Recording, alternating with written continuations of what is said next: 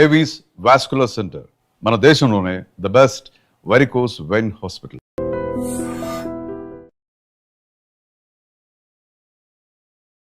నమస్తే, welcome to I dream.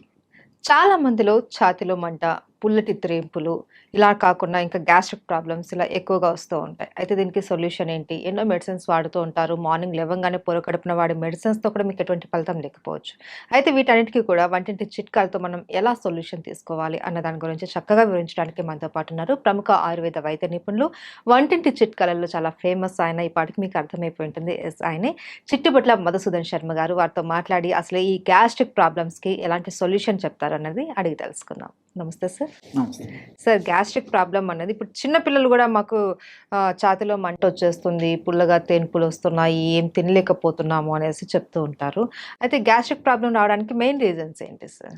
Gastric problems రావడానికమ్మా టయానికి food తీసుకోకపోవడము, coffee టీలు ఎక్కువ తాగడము, junk foods, fast foods, bakery foods ఎక్కువ తీసుకోవడము, రాత్రి ఎక్కువసేపు నిద్ర మేలుకోవడము, మోషన్ను బలవంతంగా ఆపుకోవడము, తర్వాత మల విసర్జన సరిగ్గా చేయకపోవడము, అంటే కాన్స్టిపేషన్ ప్రాబ్లమ్ అమ్మా.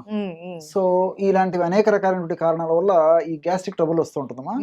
ఈ గ్యాస్ట్రిక్ ట్రబుల్ సమస్య ఉన్నటువంటి వాళ్ళలో అందరిలో అన్ని లక్షణాలు ఒకే రకంగా ఉండవమ్మా.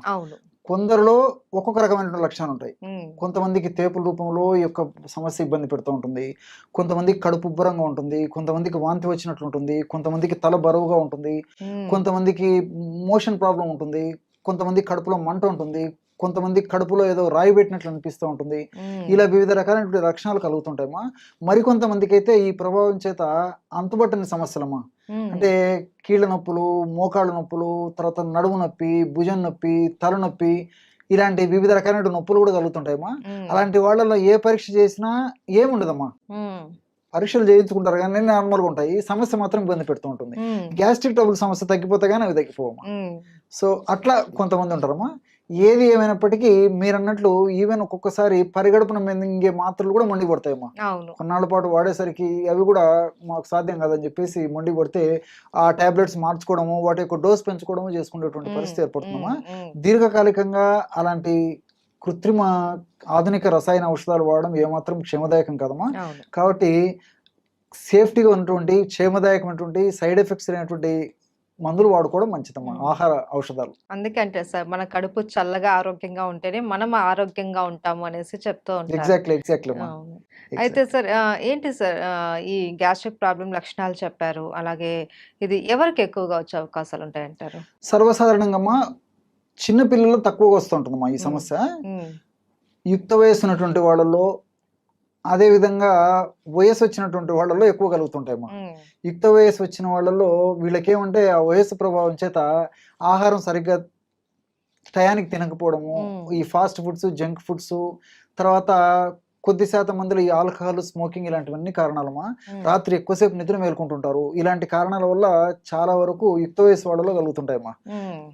అదేవిధంగా చిన్నపిల్లల విషయానికి వస్తే వీళ్ళకు చాలా మందికి ఆ చిన్నపిల్లలకు ఆకలి తెలియదమ్మా.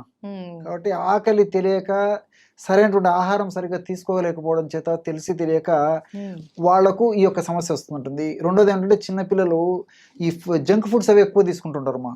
దీనివల్ల కూడా ఈ గ్యాస్ట్రిక్ ట్రబుల్ సమస్యలు వస్తుంటాయి. అట్లే వయసు వచ్చినటువంటి వాళ్ళు చూసినట్లయితే వయసు వచ్చిన తర్వాత ఏదో ఒక సమస్య చుట్టుముట్టి ఇబ్బంది పెడుతూ ఉంటుందమ్మా, ఏదో ఒక రకమైనటువంటి అనారోగ్యం. ఉదాహరణకి మనం 10 మందిని మనం గమనించినట్లయితే 50 సంవత్సరాలు దాటినటువంటి వాళ్ళలో, అలాగే చెప్పుకుంటూ పోతే ఈ రోజు 40 సంవత్సరాలు దాటినటువంటి వాళ్ళలో ఏదో ఒక సమస్య, అనారోగ్య సమస్య, ఏదో ఒకటి మాత్రం వేసుకుంటుండాల్సిందే, ఆ రోజును గడుపుతుండాల్సిందే. సో ఈ విధంగా వయస్సు పెరిగే కొద్దీ, వయస్సు వచ్చే కొద్దీ వ్యాధుల తాకిడి ఎక్కువైపోతుందమ్మా. వ్యాధుల తాకిడి ఎక్కువైపోద్ది, మందుల వాడకం ఎక్కువైపోతుంది. మందుల వాడకం ఎక్కువైపోద్ది, ప్లస్ ఉన్న మైనస్లు జాస్తి అయిపోతాయి. ఆ మైనస్లలో ఇది ఒకటమ్మా గ్యాస్ట్రిక్ ట్రబుల్. సో వాళ్ళు చాలా సఫర్ అయిపోతుంటారు అనమాట. ఆహారం కంటే మందులు జాస్తి అయిపోయేటువంటి పరిస్థితి అయిపోతుంది. సంచి నిండా మందులతోనే కడుపు నింపుకోవాల్సిన పరిస్థితి ఏర్పడుతుంది. దీనివల్ల ఈ యొక్క జీర్ణ వ్యవస్థ అంతా అతలాకుతలమైపోయి వివిధ రకాలైనటువంటి గ్యాస్ట్రిక్ ట్రబుల్ సమస్యలు వస్తుంటాయి. కాబట్టి అందరికీ వస్తాయి, కానీ ఒక్కొక్కరికి ఒక రకమైన కారణాల వల్ల లక్షణాలు కూడా ఒక్కొక్క విధంగా ఉంటుంటాయమ్మా. అయితే కారణాలు ఏవైనా సరే సార్, ఈ ప్రాబ్లం అన్నది చాలా సివియర్‌గా ఉంటుంది. చాలా మంది ఇబ్బంది పడిపోతూ ఉంటారు. అలాంటప్పుడు ఏం చేయాలి సార్? మనకు వంటింట్లో దొరికే చిట్కాలేంటి? దీనికమ్మా అన్ని మనకు తెలిసినట్టే అమ్మా. హ్మ్. కానీ ఇందులో ఇంత అద్భుతమైనటువంటి ఔషధ గుణాలు ఉన్నాయా, ఇంత రిజల్ట్స్ వస్తుందని చెప్పేసి ఆశ్చర్యం వేస్తుందమ్మా. మనం వాడి చూస్తే గానీ తెలియదు అనమాట దాని హ్మ్. ఫలితము. హ్మ్. కేవలం 3 ఆహార ఔషధాలమ్మా. ఓకే. జీలకర్ర, ధనియాలు, సోంపు గింజలు. హ్మ్. ఎక్కడ ఏ వేలు ఖర్చు పెట్టాల్సిన అక్కర్లేదమ్మా. అవును. అద్భుతమైనటువంటి ఔషధం. హ్మ్. ఈ 3 పదార్థాలు ఒక్కొక్కటి 50 గ్రాములు తీసుకోవాలమ్మా. హ్మ్.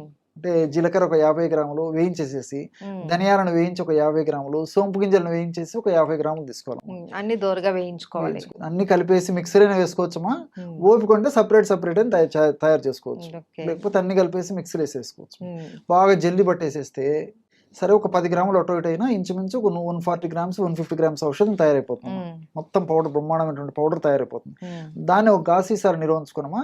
1/2 టీ స్పూన్ ఉదయం ఆహారం తర్వాత అరచేతి మీద వేసుకొని కొద్దిగా చప్పరించేసేసి నీళ్ళు తాగేసేయాలమ్మా. కొద్దిగా 1/2 గ్లాస్ వాటర్. ఓకే. రాత్రి ఆహారం తిన్న తర్వాత కూడా ఒక 1/2 టీ స్పూన్ ఒక అరచేతులు వేసుకొని చప్పరించాలమ్మా. బాగా ఎంజాయ్ చేస్తూ అది చప్పరిస్తూ మింగేసేయాలి. హ్మ్. ఒక కప్పు అంటే ఒక 100 ml వాటర్ తాగితే సరిపోతుంది. హ్మ్. చిన్నపిల్లలు అయితే కొంచెం డోస్ తగ్గించుకోవాలమ్మా. ఓకే. అంటే 12, 13 సంవత్సరాలు దాటినటువంటి వాళ్ళకందరికీ ఈ డోస్ సరిపోతుంది. హ్మ్. ఇంకా 12, 13 సంవత్సరాల కంటే తక్కువ ఉన్నటువంటి వాళ్ళలో 1/2 టీ స్పూన్ కాకుండా 1/4 టీ స్పూన్ ఆ రేంజ్‌లో వాడుకుంటే సరిపోతుంది. హ్మ్. సో ఇది వాడడం వల్ల ఏమైతుందంటే within 3rd day, 4th day నుంచి మంచి బ్రహ్మాండమైనటువంటి రిజల్ట్స్ వస్తాయమ్మా. ఓకే. సో ఇప్పుడు మనం చెప్పుకున్నటువంటి లక్షణాలన్నిటికి కూడా ఇది ఇది దివ్య చక్కటి ఔషధం. పరిష్కారం. అన్ని దివ్య ఔషధం. అవును. ఇన్ని లక్షణాలు చెప్పాం కదమ్మా. అవును. ఏ లక్షణాలు కానివ్వండి, గ్యాస్ట్రిక్ ట్రబుల్ అంటే కేర్ ఆఫ్ అడ్రస్ ఇదే. హ్మ్. అంత అద్భుతంగా పనిచేస్తుంది అనమాట. హ్మ్. సో మనము ఆధునికంగా ఆలోచించినట్లయితేమా ఇప్పుడు జీలకర్రలో థైమాల్ అనేటువంటి రసాయన పదార్థము, క్యుమినాల్డిహైడు, ఎపిజెనిన్, ఇలాంటి ల్యూటియోలిన్ అనేటువంటి అనేక రకాలైన రసాయన పదార్థాలు ఉన్నాయమ్మా. హ్మ్. ఇవన్నీ కూడా ప్రత్యక్షంగా పరోక్షంగా గ్యాస్ట్రిక్ జ్యూసెస్ని పెంచేందుకు ఉపయోగపడతాయి. తర్వాత బైల్ జ్యూస్ అమ్మా. బైల్ జ్యూస్ బాగా ఉత్పత్తి అవుతూనే బాగా ఆకలి అవుతుంది, జీర్ణశక్తి బాగా జరుగుతూ ఉంటుంది. హ్మ్. సో బైల్ జ్యూస్ బాగా ఉత్పత్తి అయ్యేందుకు ఈ జీలకర్రలో ఉన్నటువంటి ఇలాంటి అనేక రకాలైన రసాయన పదార్థాలు ఉపయోగపడతాయి.